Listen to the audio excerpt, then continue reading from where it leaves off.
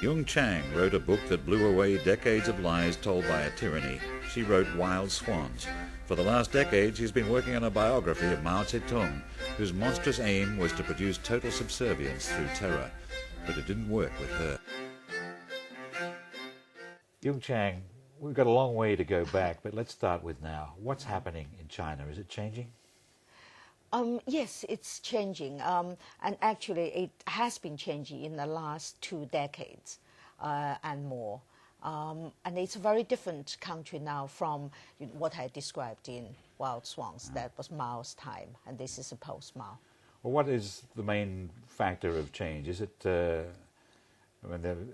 ruling caste giving up on the idea of strict socialism and embracing the capitalist road? Yes, there is a big private sector in the society now, and I think making money is actually more the in thing than anywhere else. I think perhaps the biggest change is that people's lives are much better. A lot of people now have quite decent lives. It's a lot of people, though. It's 1,000 million people, more? 1.2 billion. 1.2 billion. Yes, people. But of course, I mean, it's uneven in the villages in the back end of China. The change is less, and people's lives are much harder. But in the city, there is a big middle class now, which lives a reasonably good life. But of course, then we have to say a lot of things have not changed, and I think have not changed as much.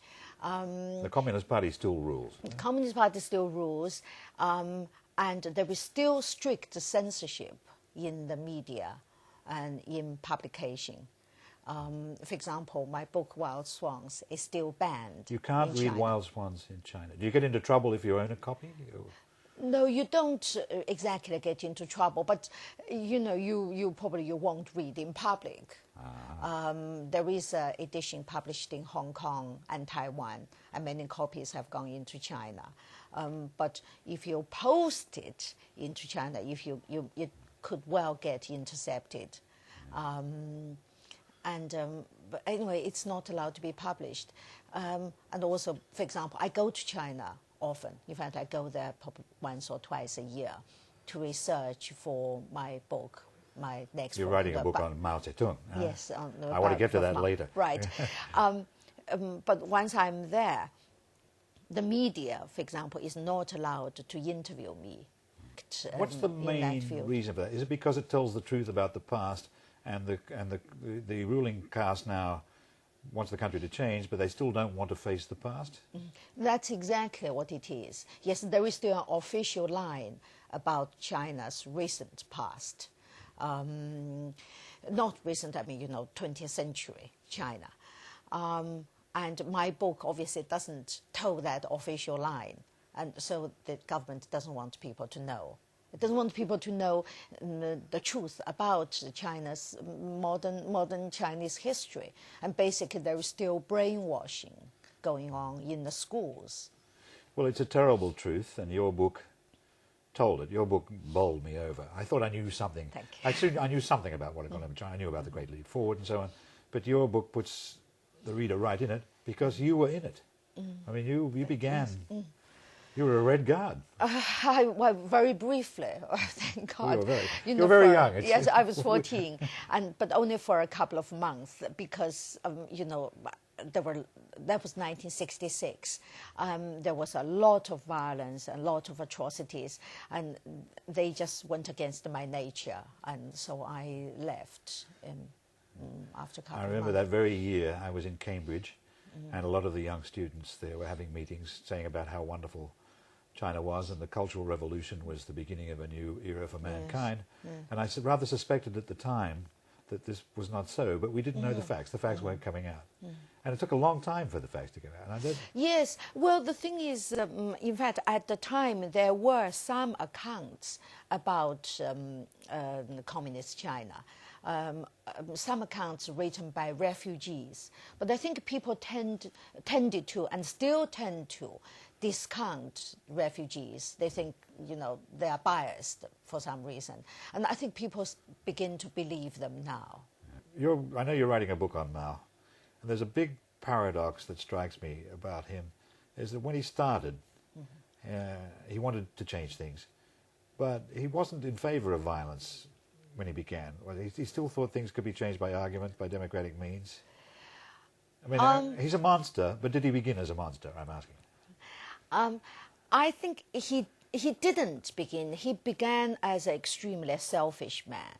But he became a monster once he met Stalinism in the 1920s. That was quite early, actually. And then he saw Stalinist methods, Stalinist violence, and he loved it. And then from there on, he was awful. Yes. And he sort of really instituted a permanent purge. I think it's sometimes a mistake, from what I've learned of Chinese history, to look at each extreme phase and think of them as separate with a period of peace in between, is that the party was always ruling by terror, one intensity or another, was it not? Yes, absolutely. I think terror it was the entire foundation of Mao's rule. And he pursued, and whenever he wanted something done, he would have a round of terrorization in the society. But the extraordinary thing was, it didn't really get done, did it? Was the Great Leap Forward a great leap forward in any way, except the immense total of people killed, for example? No, he had his goals, of course. I mean, we have discovered a very different Mao from even what I had imagined before I started working on the biography, which is obviously going to emerge in our book. And he was single-minded. You're not writing it alone. Yeah. No, that's right. I'm not. I'm writing it with my husband, who's a historian called John Halliday. Okay, I'm sorry to interrupt. I just want to make that clear. Okay, so very different Mao. Huh? He had one particular goal in mind, or a series of goals, and he was pursuing them single-mindedly. And along the way, he created these big disasters in China. Well, what went wrong with, what was the idea of the Great Leap Forward? Was it to haul China suddenly into the modern age? Yeah? If I answer this question, that would inevitably involve a main thesis in our book, which because it's not going to be published yet. Yes, it's going to be published next year, spring next year. I can't wait. I just sort of, the answer actually is quite simple, but I really can't get into that because... How fascinating. Because people would have access to it before my book comes out. Well, we'll leave the Great Leap Forward aside. And the mystery to me is not so much that he oppressed the people, because you can make people do things if you scare them enough, but he never stopped purging his own party. It wasn't enough to be loyal to Mao. Well, the problem is, because Mao's goals were so awful, so diabolical, he never had the majority in the party. He never had popular support from the Chinese population. He never had popular support in his own party. And he was often the minority in his core leadership. And therefore, he had to constantly purge these people in order to pursue his objectives. Can you remember what it was like at school to be taught about Mao? Were you taught to worship him and think of him as infallible? When I was growing up, yes, there was this intense personality cult. I mean, there was a song every child in China learned to sing, had to learn to sing, and it went, "Father is close, mother is close, but neither is as close as Chairman Mao." Can you sing it for me? I can't remember now. Well, no, I don't. I mean, it actually brings back horrible memories. Oh, well, I wouldn't want to do that. I don't want to. Now, the message there is that your first loyalty is to Mao and not to your parents. That's right. Well, that opens up all kinds of possibilities, doesn't it? Exactly. In the Cultural Revolution, which started in 1966, or even before the Cultural Revolution, children were encouraged to denounce their parents. if their parents were deemed to be undesirable by Mao's system. But the thing is, you see, Mao never quite succeeded because a lot of human goodness was also very deep-rooted in a person's nature. I can say that, for example, with my family, when I had to choose between Mao's teaching, or Mao, loyalty, whatever, to Mao, and my parents, I chose my parents. Your mother's story emerges from the book as it's very, very hard for the reader to take. It was a hell of a life. Yes, my mother had a terrible life. And my mother, again, you see, wives, well, we encouraged to denounce their husbands and vice versa. But my mother stood by my father, even though she actually had a lot of bitterness against He was a member of the Communist Party who got on the wrong side of the regime, was he not? He was a communist official, and he spoke up at the beginning of the Cultural Revolution against the atrocities. And as a result, he was arrested, tortured, driven insane. My mother was under tremendous pressure to denounce him, but she refused. And as a result, she suffered tremendously. I mean, she went through over 100 those gruesome denunciation meetings. She was, tortured and tormented, abused. I mean, she was paraded in the streets when children spat at her and threw stones at her. But in spite of all that, she stood by my father and would not denounce him. I don't want to distress you, but did that make your position difficult? Because if he was an enemy of the people and she becomes an enemy of the people for not denouncing him, then the pressure is on you to denounce her. The pressure was definitely on the children to denounce our parents, but we stood by them.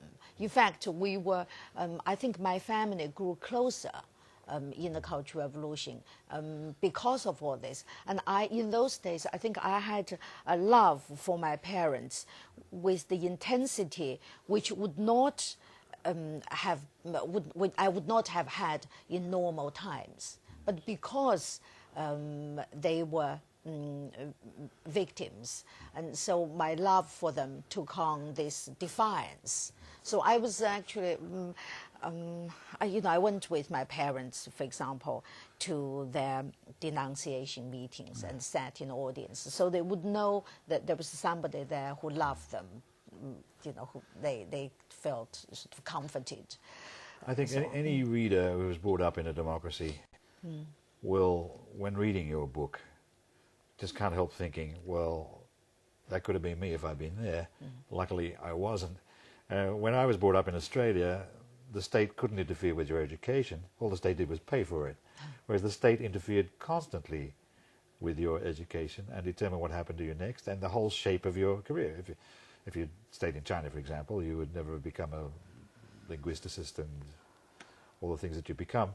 What happened to you at school age when you were leaving school? Well, the thing is, when I was 14, in the Cultural Revolution started, and all schooling stopped. Mao wanted to keep the whole population idle, particularly the violent, destructive, easily manipulated, manipulatable teenagers idle, in order to devote themselves exclusively to the violence and destruction. So there was no schooling for 7 years. It seems so demented because it couldn't possibly have any other effect long term except to destroy the country's economic performance. I mean, he's got his objectives. Again, we are, my husband and I are going to describe the process or what exactly was Mao up to in our new book, in our biography of Mao. Because he had his own, he's got his... an agenda? His own agenda, definitely, yes. And it followed his way of thinking. Well, we'll keep that. Among those, revenge was a very big factor. He wanted to, and anyway, we're going to talk about that. It sounds like revenge against China. Okay, you're sitting on that one too. I fully respect your position. It's just that I'm fascinated because I'm just fascinated by the counterproductive behavior of tyrants. When Stalin did the same thing before World War II, he purged the army at the very moment when he needed the army to defend him against Hitler. Why did he do it? And it's very, very hard to find an answer. The behavior is so irrational. It's this combination of absolute power and irrationality that fascinates me. And yes. I mean, Mao, yes. Of course, I mean, he had his agenda. All I can say is he had his agenda. He wanted to, unless he did a thorough purge this at the beginning of the Cultural Revolution, he couldn't have his way. I mean, he wanted to have his way. I mean, his agenda is a very important thing. What was Mao's agenda? What made him tick? What was he up to before he came to power? Obviously, he wanted to conquer China, and after he came to power, what was he up to? Well, in the Cultural Revolution, he obviously wanted to stop education. Well, that was means for a goal. Oh, right. He stopped education in order to have these to release these teenagers from the classrooms, so they could let rip their, violence and destructiveness. I mean, in fact, indeed, as Mao said, they are fed. I mean, they have no schools to go to. What do? They make trouble. They create chaos. What else do you expect of them? And this happened to you. Your schooling was stopped. So what happened? So what did you do? For a couple of years, because my parents were victims of the Cultural Revolution, so I devoted my life to them, basically. And then I was exiled. How could you afford it? How did you stay alive? My parents' salaries were cut, but we were given a sort of minimum allowance, basically, so we managed to live. And my grandmother was alive then. My grandmother died in the Cultural Revolution also as a result of all these things happened to my mother and happened to her, happened to the family. Broken heart. Right. Broken heart and illness, and also she fell ill. But in hospitals, people were not working normally. I mean, the X-ray machines weren't working. The doctors and nurses were often condemned if they stuck to their work, to their professional work, rather than devoting themselves to the violence and denunciations, which was what Mao wanted them to do. So my grandmother didn't have proper treatment, and then she died. Anyway, before that, for 2 years you tried to look after your parents. Yes. And then I was exiled to the villages, to the edge of the Himalayas.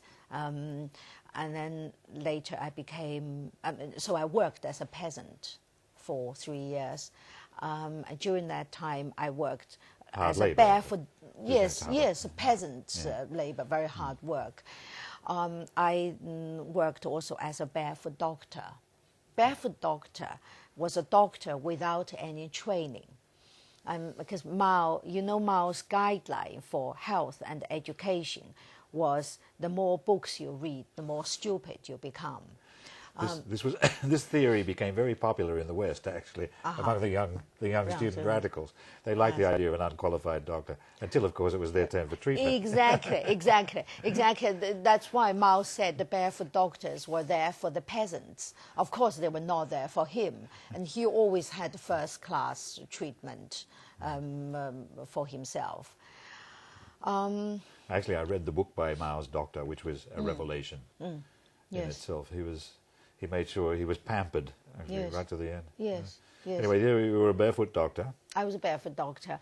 And then then things began to become better because Mao, after a period of years of just upheaval, he wanted to bring the country back into control and to continue to pursue his agenda, which actually, basically, ultimately, was to conquer the world. Wow. So is that one of the secret theses of your book? That is the. But I mean, it's not just hollow words. No. Anyway. So didn't he, at the end of the Cultural Revolution, he managed to get the blame off himself, didn't he? Well, he didn't. Actually, he didn't care. This is another very... anyway, I'll follow up on my experience, yes. which is then in 1971, I was able to leave the countryside, leave the village, and went to a factory and became a steel worker and then an electrician. And I had absolutely no training. So in the first month, I had 5 electric shocks. What sort of steel did you produce? Well, we were putting this, I mean, it was just absolutely horrible. And people were putting, it was basically a foundry with these huge containers of boiling liquid steel, metal, liquid metal, yes, sort of racing over our head. So you can understand, I mean, accidents were frequent. I was very lucky. I didn't have any, but I had my electric shocks. So, and then in 1973, schools and universities began to reopen after many years. And I was able to get into Sichuan University to learn English. But you hadn't really studied anything since you were 14, or had you That's been... right. I hadn't. Well, I sort of did some study myself. In fact, during that period, I read over 1,000 Chinese and European classics. And the reason was my brother, my 13-year-old brother, was an entrepreneur, was a sort of entrepreneur, and he discovered a black market selling these books. In the Cultural Revolution, books were also burned and destroyed and pulped. But there were people who saved their books, and then these books were then on sale. There was a market, a black market. Yes, a black market. And my brother then bought these over 1,000 classics. You read them all. I read them all. And my brother made his money dealing in a Mao badge. In those days, there were just these millions and millions of the Mao badge. Yes, there were huge ones, and once even some young man pinned on their bare flesh, to demonstrate their loyalty to Mao. Anyway, my brother, and because all collecting was banned and was condemned as a bourgeois habit, so my brother couldn't collect stamps, which he loved, and I couldn't collect whatever things he loved to collect. And so he collected the Mao badges and made a small fortune dealing in them. And then he was able to use the money to buy books. And so when you went to university, you were actually well prepared. No, I was, English I taught myself a little bit during those years, but very, very little. And anyway, in the university years, our first lesson was Long Live Chairman Mao. This was our text. And the second lesson was greetings. And because the Chinese in those days greeted each other with 吃饭了吗?上哪儿去? Which means, where are you going? Have you eaten? And those were the greetings we learned. So when I first came to Britain, I used to go around and ask people where they were going and whether they had eaten.